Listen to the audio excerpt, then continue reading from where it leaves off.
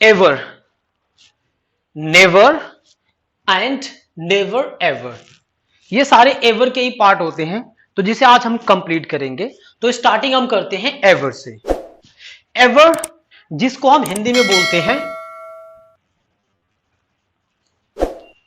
कभी। एवर एक एडवर्ब होता है जिसका हम यूज क्वेश्चन पूछने वाले सेंटेंसेस में करते हैं, और ये एवर हमेशा जब भी आप वर्ब यूज करेंगे तो जस्ट बिफोर वर्ब हम इसको यूज करते हैं। जैसे फॉर्मूला हम समझते हैं, जब भी आप देखिए क्वेश्चन पूछने वाला फॉर्मूला होगा और उसी में हम एवर को डालेंगे, तो इसका हो जाएगा helping verb plus subject plus ever plus verb plus object. अब हम इसको कुछ एग्जाम्पल्स के साथ में समझते हैं, जिसका पहला आपका एग्जाम्पल है, क्या आपने कभी मोल भाव किया है? मोल भाव करने को हम बोलते हैं बार्गेन, इसको हो जाएगा बार्गेन। तो अब जब हम बात करते हैं मोल भाव की, तो मोल भाव हम शॉपकीपर से करते हैं या वेंडर से करते हैं, तो मैं यहां पे वेंडर को पुट कर लेता हूं। इसको अगर आपको इंग्लिश में बोलना है कि क्या आपने कभी मोल भाव किया है, तो इसे आप इंग्लिश में बोलेंगे have you ever bargained with vendor. Have है तो इसकी वजह से बार्गेन की हम थर्ड फॉर्म यूज करेंगे, क्योंकि हैव के साथ हम हमेशा वर्ब की थर्ड फॉर्म यूज करते हैं। तो इसका पूरा कंप्लीट हो जाएगा have you ever bargained with vendor. दूसरा एग्जांपल आपका है, क्या आपके दोस्त ने कभी मैराथन में भाग लिया था? अब मैराथन में भाग लिया था यानी हम पास्ट की बात कर रहे हैं, तो जिसके लिए हम यूज करते हैं डिड हेल्पिंग वर्ब। तो यहां पे हो जाएगा did your friend ever participate in the marathon? Did your friend ever participate in the marathon? Next आपका है, क्या वह कभी गलती मानेगी? मानेगी यानी हम यहां पे बात फ्यूचर की कर रहे हैं, तो फ्यूचर के लिए हम हेल्पिंग वर्ब विल का यूज करते हैं। तो यहां पे हो जाएगा will see ever confess the mistake. गलती मानने को बोलते हैं कन्फेस द मिस्टेक, तो हो जाएगा will see ever confess the mistake.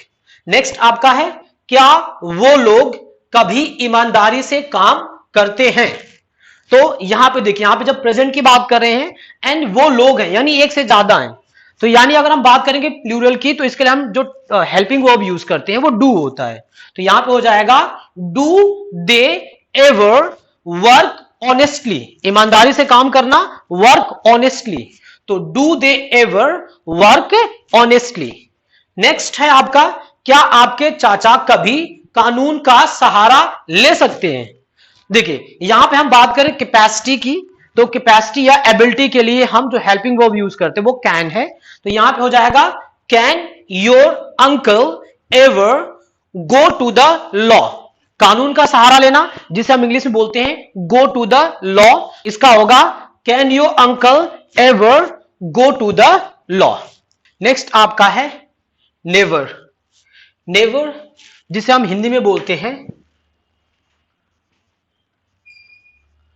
कभी नहीं।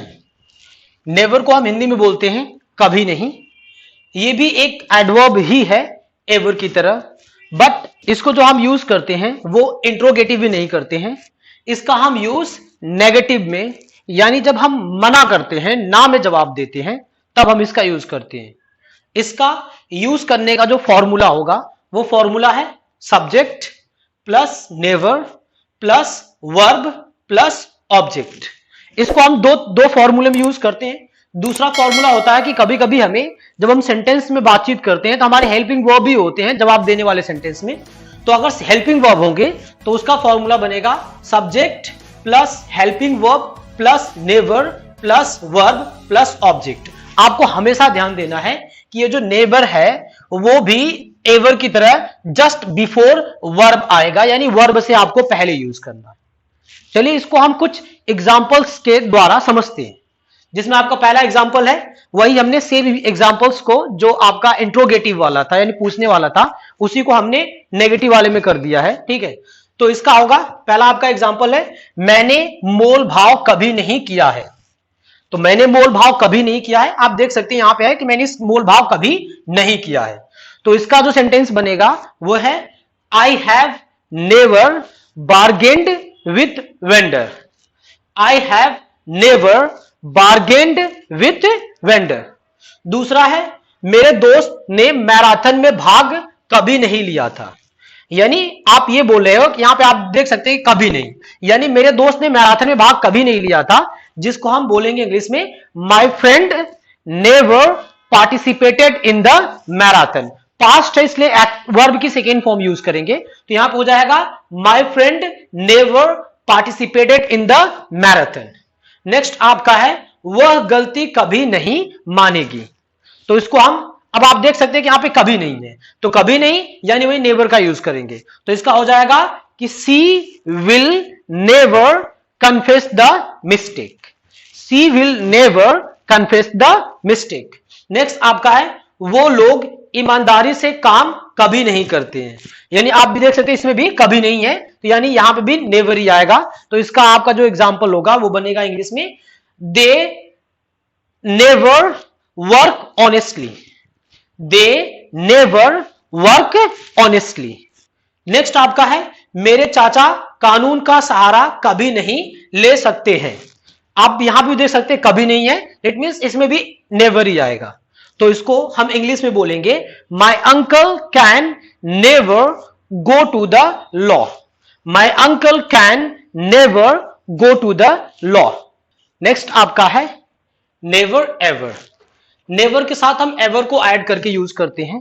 यह भी एक एडवर्ब ही होता है जिसे हम हिंदी में बोलते हैं कभी भी नहीं। ठीक, अब इसको हम यूज करने का जो फॉर्मूला बनेगा ये भी नेवर की तरह यूज किया जाएगा, जस्ट बिफोर वर्ब किया जाएगा। एंड इसका वही जैसे आपने नेवर का फॉर्मूला यूज किया था वैसे ही सेम टू सेम फॉर्मूला बनेगा। और इसका जो एक पहला फॉर्मूला बनेगा subject plus never ever plus verb plus object.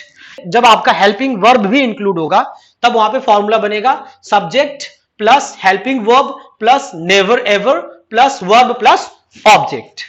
अब आइए इसको हम कुछ एग्जाम्पल के अकॉर्डिंग हम एग्जाम्पल से समझते हैं, जिसमें आपका पहला एग्जाम्पल्स मैं वही एग्जाम्पल्स को ले रहा हूं जो मैंने लास्ट टाइम लिया था। इसमें है आपका पहला एग्जाम्पल मैंने मोल भाव कभी भी नहीं किया है। यानी ये मना करा पूरी तरीके से मैंने इस काम को कभी भी नहीं किया है, यानी कभी भी नहीं किया है, तो यहां पे हम यूज करेंगे नेवर एवर। तो ये हो जाएगा I have never ever bargained with vendor.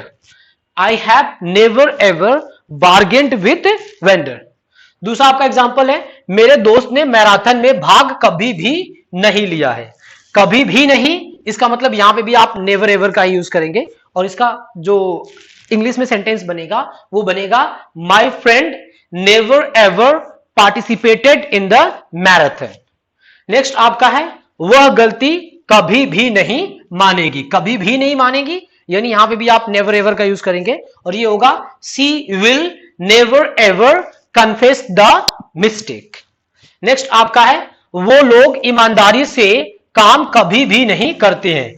कभी भी नहीं करते हैं यानी इसमें भी नेवर एवर यूज होगा और इसका जो सेंटेंस बनेगा वो है they never ever work honestly. They never ever work honestly. And आपका लास्ट है मेरे चाचा कानून का सहारा कभी भी नहीं ले सकते हैं। कभी भी नहीं यानी यहां पे भी वही यूज होगा नेवर एवर, तो इसको हम इंग्लिश में बोलेंगे my uncle can never ever go to the law. My uncle can never ever go to the law. उम्मीद करते हैं कि आपको ये वीडियो पसंद आई होगी और अगर पसंद आई है तो वीडियो को लाइक कीजिए। एंड हाँ, अगर आपने चैनल को सब्सक्राइब नहीं किया है तो सब्सक्राइब कीजिए और मैं ऐसे ही आप लोगों के लिए नॉलेजेबल प्लस इंटरेस्टिंग वीडियो लाता रहूंगा। मिलते हैं नेक्स्ट वीडियो में। सी यू।